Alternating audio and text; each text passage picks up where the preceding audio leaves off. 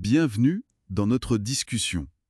Alors pour commencer, il y a un chiffre qui marque tout de suite. Ah oui, lequel? 95% des traders, ils perdent sur les marchés. 95%. C'est énorme, oui, Ça fait réfléchir. carrément. Du coup, la question c'est, qu'est-ce qui fait la différence pour les 5% qui s'en sortent? On pense tout de suite analyse, chiffres. Oui, on imagine des génies des maths ou de l'éco.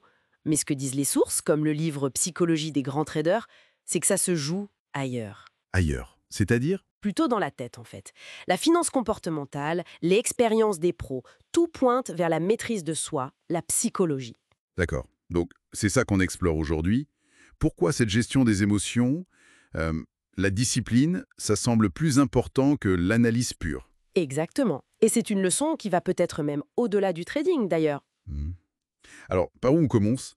L'importance de cette psychologie. Oui, Cabage, l'auteur, il le dit dès le début, pour tous les grands traders, maîtriser ses émotions, c'est le numéro 1. Vraiment. Avant même la stratégie. C'est ce qu'il suggère.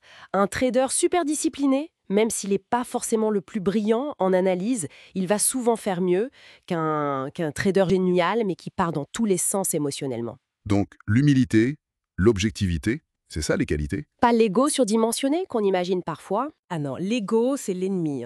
Julie, dans la préface du livre, dit un truc intéressant aussi. Ah oui. Il dit qu'avant de regarder la stratégie d'un gérant de fonds, il essaye de comprendre ses motivations profondes. Comment il réagit face à l'échec, par exemple. Ça en dit long. Mais alors, concrètement, c'est quoi ces pièges mentaux qui nous attendent? Ces fameux biais? Bon, il y en a pas mal. Un très connu, c'est le biais momentum. Momentum? Oui, en gros, notre cerveau aime bien voir des tendances, des lignes droites. Du coup, on donne beaucoup trop de poids à ce qui vient de se passer, à l'info la plus récente. Ah, et ça mène à quoi? Classiquement, à acheter quand tout monte, quand tout le monde est euphorique, donc souvent au plus haut, et à vendre quand tout s'écroule dans la panique générale. Au plus bas. Le pire timing. Même les grands se font avoir. H. Incroyable. Et il y a l'inverse aussi, non? Le fait de s'accrocher à ses idées. Exactement. Le biais de conservatisme. On va préférer les infos qui confirment ce qu'on pense déjà. Pourquoi on fait ça? Parce que c'est inconfortable de remettre en question ses propres idées.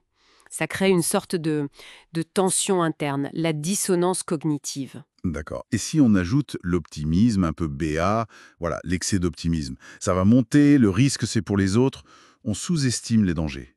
Et là, le mélange devient explosif. Et j'imagine que le stress des marchés, ça amplifie tout ça. Ah oui, ça met le feu aux poudres.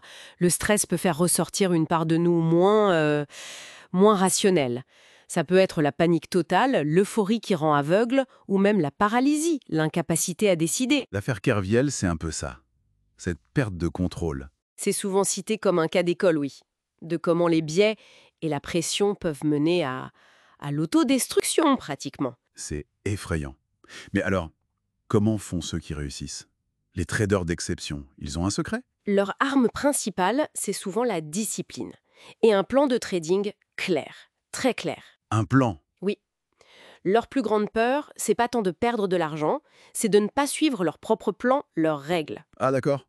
Avoir des règles, ça permet d'agir sans trop se poser de questions dans le feu de l'action. C'est l'idée, ça aide à court-circuiter un peu l'émotionnel. Agir selon le plan, pas selon la peur ou l'excitation du moment. Ça demande une force mentale incroyable, j'imagine. Et il faut accepter de perdre aussi. Ça fait partie du jeu, non? Totalement. Ils voient l'échec différemment. Pas comme une fin en soi, mais comme une source d'infos, une leçon. Il y a des exemples, ça. Extrêmement d'exemples. Martin Schwartz, c'est un trader célèbre. Il a perdu pendant 10 ans, avant de devenir extrêmement performant. 10 ans, qu'est-ce qui a changé? Il s'est vraiment mis sérieusement au travail. Il a développé une méthode, une approche rigoureuse. Le travail acharné, la préparation. C'est pas juste de l'intuition alors. C'est un vrai métier qui demande une préparation mentale. Absolument. C'est comme un sportif de haut niveau ou un pilote. Ils ne se contentent pas de leur talent, ils préparent leur stratégie, mais ils s'entraînent aussi mentalement. Comment ça, mentalement? Ils visualisent, ils imaginent les différents scénarios possibles, même les pires, pour savoir comment réagir presque automatiquement si ça arrive. L'important, c'est le processus, pas juste le gain à la fin. Intéressant.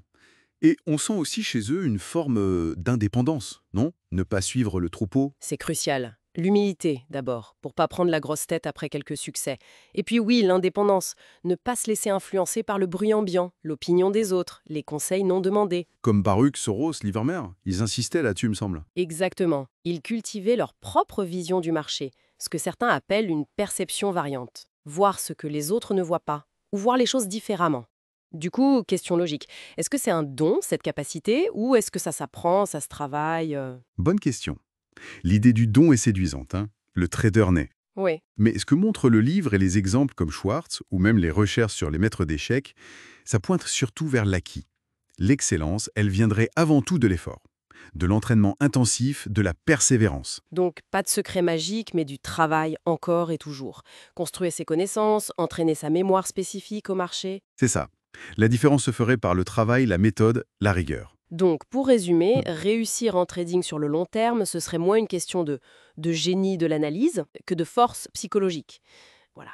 Discipline, gestion des émotions, reconnaître ses propres biais, rester humble, apprendre de ses erreurs sans arrêt.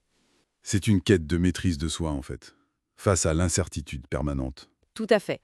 Une bataille contre soi-même, presque plus que contre le marché. Et pour finir, il y a cette pensée un peu provocatrice d'Ed Sekola, un autre trader connu. Ah oui, laquelle? Il suggère que, sur les marchés, chacun trouve ce qu'il cherche, inconsciemment. Intéressant. Ça veut dire quoi exactement? Que parfois, ce qu'on cherche même sans le savoir, ça peut être la perte elle-même. La perte? Pourquoi chercherait-on à perdre? Peut-être pour attirer l'attention, ou pour justifier un sentiment d'échec, ou pour satisfaire un besoin psychologique caché, quoi. Ah oui, ça ouvre des perspectives vertigineuses. Quelles sont les motivations profondes qui nous animent vraiment dans cette arène si particulière? Exactement. De quoi réfléchir.